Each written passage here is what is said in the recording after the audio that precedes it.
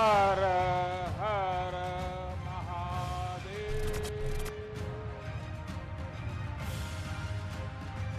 क्या 2022 का विधानसभा चुनाव सॉफ्ट हिंदुत्व या हिंदुत्व की लाइन के बगैर नहीं लड़ा या जीता जा सकता? वो लोग जो उस 20% मुस्लिम वोट के पीछे हमेशा रहते थे, आज वो भी हिंदुत्व की बात करते हैं।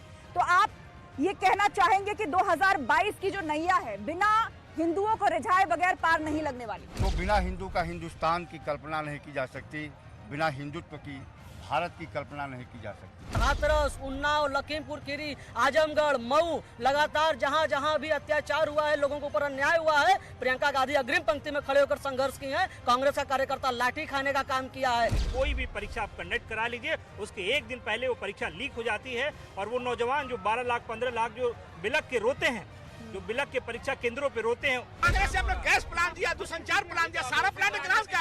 मोदी जी का क्या? मोदी जी एक रेल पटरी भी नहीं बिछा सकते। बताइए क्या बताइए? चलिए आप जाके अच्छा ठीक है, आप लोग आपस में मत झगड़ा करिए, आप लोग आपस में मत झगड़ा करिए, बातें तर्कों पर होनी चाहिए। बहुत परिवर्तन मैम, हम यहाँ 8 साल पहले आए थे बनारस में, तब इतनी गंदगी थी कि पूछिए मत, बिल्कुल मंदिर जाने का मन नहीं करता था। आज जाइए तो इतना मन खुश हो जाता है, ऐसा लगता है जैसे हम स्वर्ग में आ गए हैं।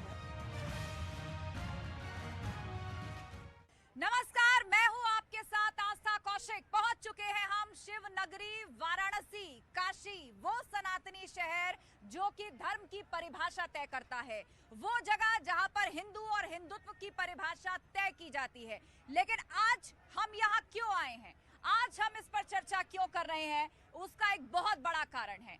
आप याद कीजिए वो दल जो कहा करते थे कि हम सेक्युलर हैं, आज जब वो भी हिंदुत्व की बात करते हैं, वो भी सॉफ्ट हिंदुत्व की लाइन लेते हैं, तो सवाल ये उठता है कि क्या 2022 का चुनाव बिना हिंदुत्व के, बिना ध्रुवीकरण के, बिना सॉफ्ट हिंदुत्व के नहीं लड़ा जा सकता?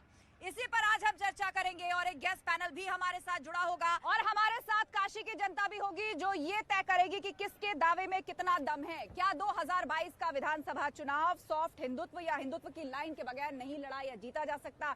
चलिए अपने गेस्ट पैनल से आपका इंट्रोडक्शन करा देते हैं। हमारे साथ इस वक्त सत्यप्रकाश सोनकर जी हैं, समाजवादी पार्टी के राष्ट्रीय महासचिव, बहुत स्वागत है आपका। हमारे साथ नंद जी पांडे हैं, भाजपा काशी क्षेत्र के प्रवक्ता है, बहुत स्वागत है सर आपका। चंचल कुमार जी हैं, कांग्रेस के नेता, हमारे साथ, बहुत स्वागत आप तीनों का। सबसे पहला सवाल सत्यप्रकाश सोनकर जी आपका, आपसे यही, आज काशी की इस धरती पर हम मौजूद हैं, रुद्राभिषेक करते हुए, काशी विश्वनाथ के दर्शन करते हुए, परशुराम की बात करते हुए, कान्हा जी की बात करते हुए, आज सपा को भी देखा जा रहा है। मतलब वो लोग जो इफ्तार पार्टियां करते थे, वो लोग जो उस 20% मुस्लिम वोट के पीछे हमेशा रहते थे, आज वो भी हिंदुत्व की बात करते हैं। तो आप ये कहना चाहेंगे कि 2022 की जो नैया है बिना हिंदुओं को रिझाए बगैर पार नहीं लगने वाली? देखिए, सबसे पहले तो मैं बनारस में आपके चैनल और आपका स्वागत करना चाहूँगा। और आपने जो बात कही कि इफ्तार पार्टियों की बात आपने कही है, तो तमाम सोशल मीडिया पर और यूट्यूब पे भारतीय जनता पार्टी के वरिष्ठ नेताओं का भी इफ्तार पार्टियों की फ़ोटो आप देख पाएंगे। ये आरोप लगाना गलत है, ठीक है, कि हाँ समाजवादी पार्टी ही केवल इफ्तार पार्टियां करती थी। चादरें प्रधानमंत्री जी भी अजमेर शरीफ पर चढ़ाने के लिए भेजते हैं और उत्तर प्रदेश के मुख्यमंत्री भी भेजते हैं। तो ये आरोप सरासर गलत है। बात विकास की अगर करेंगे तो वाराणसी के अगर विकास की आप बात करेगा तो विकास का पैमाना क्या इस चुनाव में भारी पड़ेगा नहीं, ये सवाल हो सकता है। और पूजा पाठ, धर्म, आस्था, ये हमारे निजी जीवन का महत्वपूर्ण अंग है। अगर हम उसको राजनीतिकरण से देखेंगे तो ये मुझे लगता है कहीं ना कहीं ये राजनीतिक लाभ लेने के लिए एक माध्यम है भारतीय जनता पार्टी का। दूसरा, ठीक है, ये बड़ा आरोप आपने बीजेपी पर लगाया है और हमारे साथ भाजपा के नेता भी यहाँ पर मौजूद हैं। इस बात का जवाब दीजिए, अटल बिहारी वाजपेयी जो कि पूर्व प्रधानमंत्री रहे, उन्होंने कहा था कि हिंदू तन मन, हिंदू जीवन, रग रग हिंदू मेरा परिचय। लेकिन आज हर कोई अपने आप का परिचय जो है वो हिंदुत्व की चाशनी में डूब कर करा रहा है और आरोप ये लग रहा है कि आप लोग बात तो करते हैं लेकिन वो केवल वोट का माध्यम है। सबसे पहले तो मैं आपके चैनल का यहाँ स्वागत करता हूँ अस्सी घाट पे, और आपके माध्यम से आज दो महान विभूतियों की जयंती है, पंडित महामना मदन मोहन मालवीय और पूज्य अटल जी की जयंती है। आपके माध्यम से उनको मैं नमन करता हूँ। जहाँ तक आपने बात किया हिंदुत्व का, तो बिना हिंदू का हिंदुस्तान की कल्पना नहीं की जा सकती, बिना हिंदुत्व की भारत की कल्पना नहीं की जा सकती। और हमारे आदरणीय प्रधानमंत्री जी का मंत्र है सबका साथ, सबका विकास, सबका विश्वास। और सबका प्रयास, इस मंत्र को लेकर भारतीय जनता पार्टी आगे बढ़ी है। भारतीय जनता पार्टी कभी धर्म की राजनीति नहीं करती है, कभी मजहब की राजनीति नहीं करती है, कभी जात की राजनीति नहीं करती है। भारतीय जनता पार्टी सबको लेकर, सबके साथ, सबके विश्वास के साथ आगे बढ़ती है और आगे बढ़ती चलिए, आप रहेगी। सबके साथ सबके विकास और विश्वास की बात कर रहे हैं। कांग्रेस से भी नेता हमारे साथ हैं।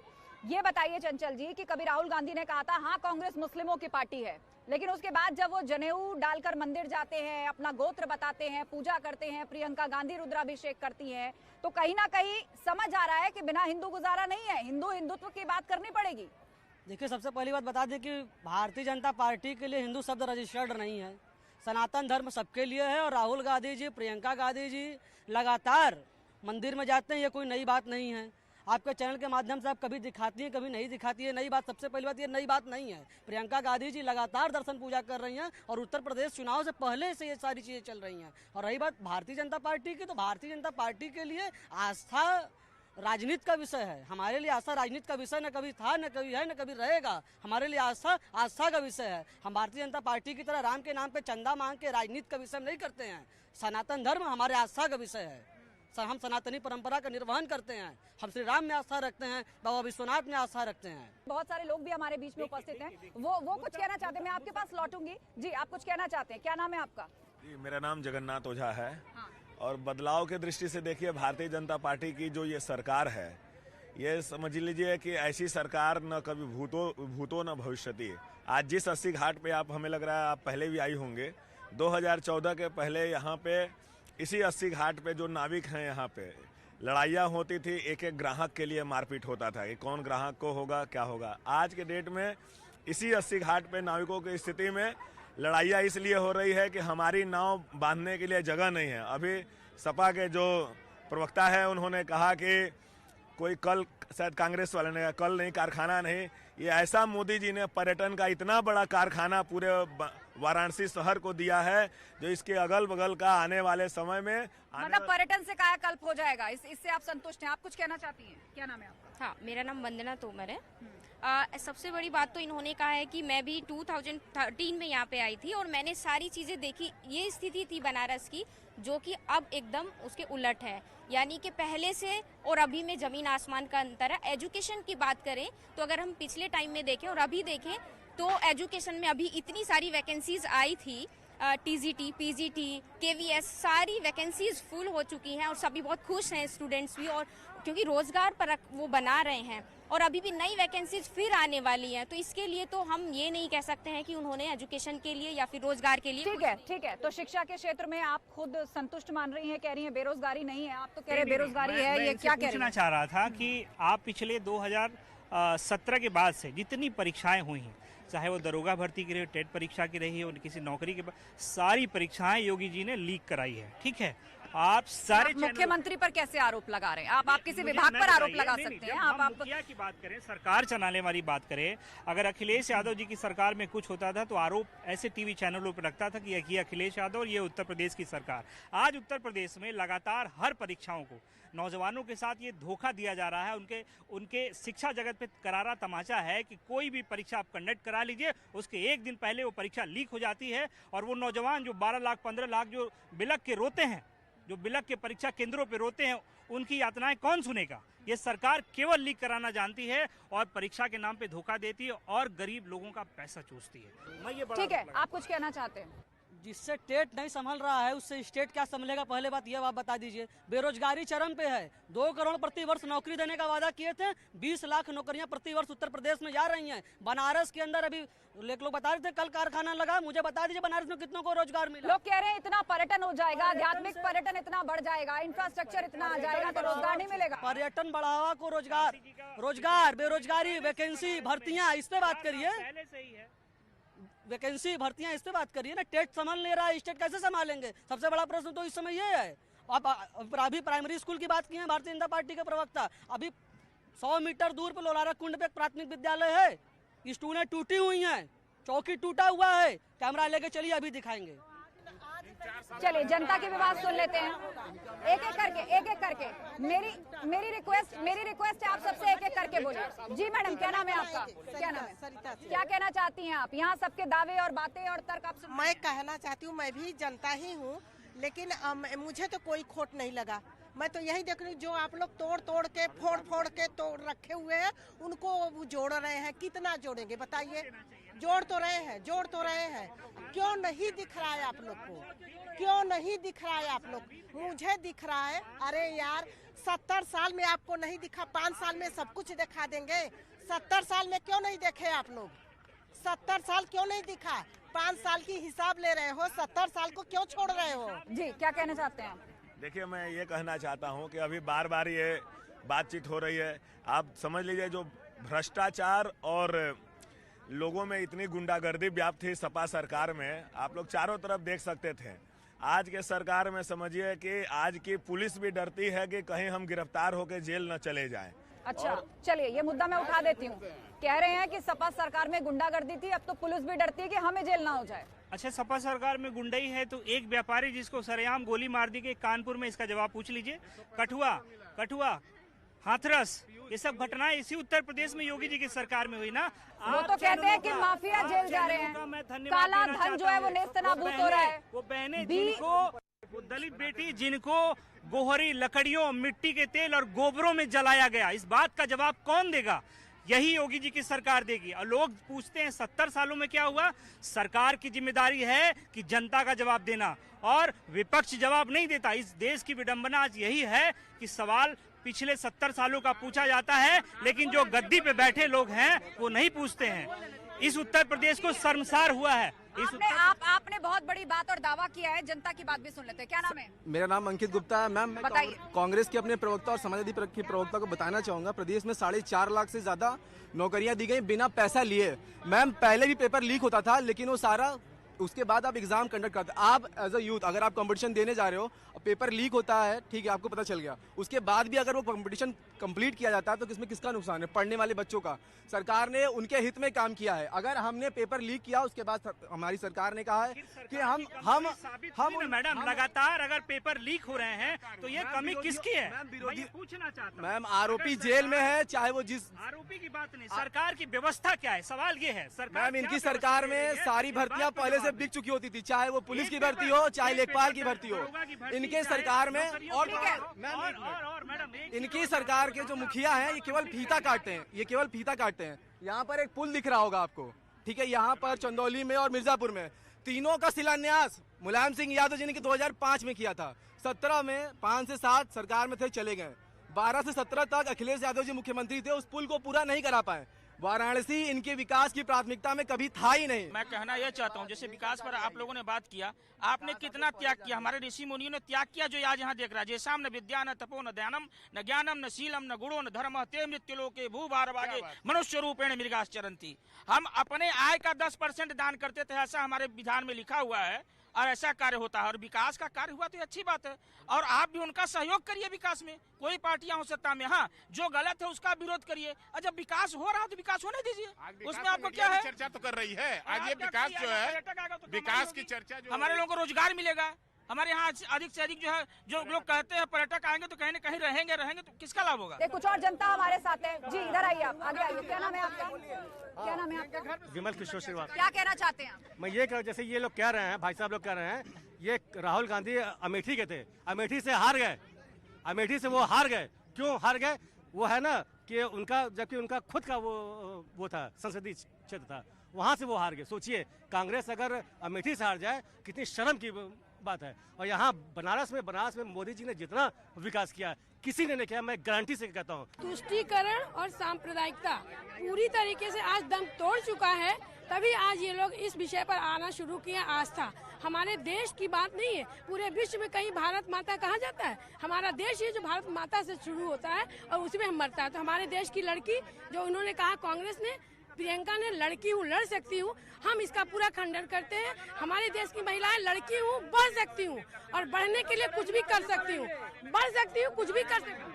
प्रियंका गांधी ने आह्वान किया है, लड़की हूँ, लड़ सकती हूँ, जब लड़ेंगे तभी बढ़ेंगे। नहीं तो उत्तर प्रदेश की सरकार में, सुन लो यार, सुन लो, पहले जवाब ले लो, नहीं तो भारतीय जनता पार्टी के सरकार में रात में 9 बजे के बाद महिलाओं का चलना दुश्वार हो गया है। हाथरस की बिटिया को पेट्रोल जला के जला दिया गया। क्राइम कंट्रोल की बात, एक मिनट, क्राइम कंट्रोल को सरकार बड़ी उपलब्धि बताती है। माफिया जेल जा रहे हैं, उनकी अवैध संपत्तियों को नेस्तनाबूद किया जा रहा है। अतीक अहमद हो, मुख्तार अंसारी हो, जिनका नाम लेने से कभी डरते थे, आज वो जेल में है। सरकार इसको बड़ी उपलब्धि बता रही है और आप कह रहे सुरक्षित माहौल। बता मैडम, गृह मंत्री सभा करते हैं और दूरबीन से देखते हैं अपराधी, और अजय मिश्रा टेनी बगल में रहता है। अजय मिश्रा टेनी बगल में खड़ा रहता है, जिसका लड़का किसानों का नरसंहार कर दिया।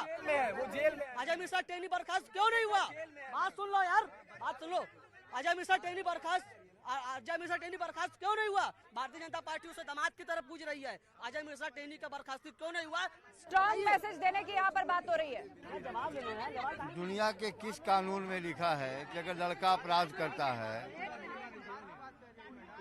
मैं पूछना चाहता हूं कि दुनिया के किस कानून में लिखा है कि कोई लड़का अपराध करता हो और उसका कानून अपना काम कर रहा है, कानून न्यायालय देख रहा है, न्यायालय में विषय है, तो बाप को सजा किस बात की, मैं पूछना चाहता हूं लोगों से। जी सत्यप्रकाश सोनकर जी कह रहे हैं कि दुनिया के किस कानून में लिखा है, बेटे पर ट्रायल चल रहा है, तो क्या बाप पर भी कार्रवाई होगी? नहीं, मैं पूछना चाहता हूँ, बात अपराध की आई तो एनसीआरबी की रिपोर्ट तो हमारी आती नहीं है, ये तो सरकारी आंकड़े हैं। एनसीआरबी की रिपोर्ट में लगातार उत्तर प्रदेश का जो क्राइम कंट्रोल है आज वो 1.5 गुना बढ़ गया। मैडम, क्यों बढ़ा है? ये बात को बताता है कि उत्तर प्रदेश में लगातार अपराधी और अपराध बढ़ रहा है। और बात आई कि केंद्रीय गृह राज्य मंत्री का, मुझे लगता है कि प्रधानमंत्री जी को आगे आकर के उनका इस्तीफा जरूर लेना चाहिए था, क्योंकि वो न्याय प्रसन्न की बात करते हैं। उन्होंने हमेशा आगे आकर के बात कही है कि हम न्याय। आप सुरक्षित माहौल है कि नहीं आप प्रदेश में, इसका मुद्दा उठा रहे हैं। जनता सर्वोपरि है, जनता से पूछ लेते हैं, क्या आप महसूस करते हैं कि आप एक सुरक्षित माहौल में हैं? क्या क्राइम कंट्रोल हुआ है? हाँ या ना में जवाब। मैम, मेरा नाम राहुल सिंह है, मैं काशी हिंदू विश्वविद्यालय छात्र हूँ।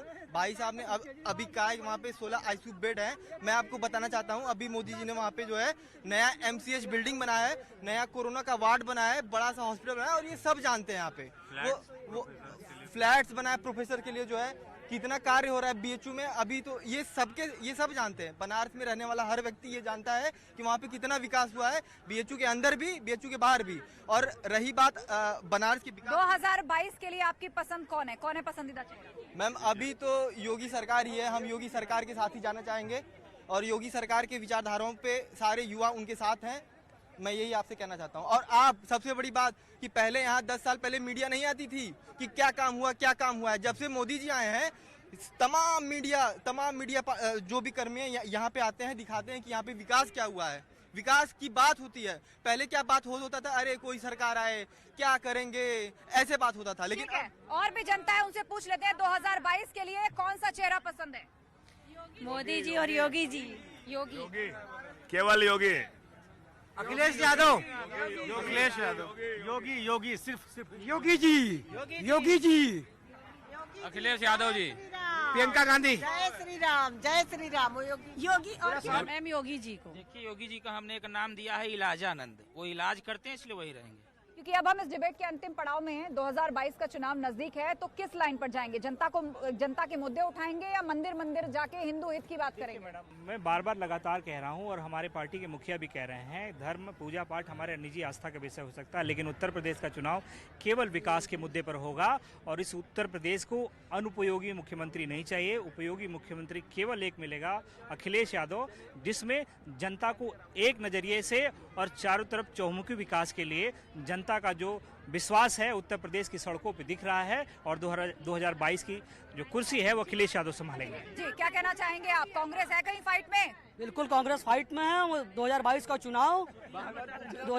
चुनाव उत्तर प्रदेश की बदहाली, महंगाई, भूखमरी, अत्याचार, भ्रष्टाचार से के खिलाफ लड़ेंगे, जनता के साथ लड़ेंगे। एक हिंदू हित की भी बात करेंगे, हम सबकी बात करेंगे,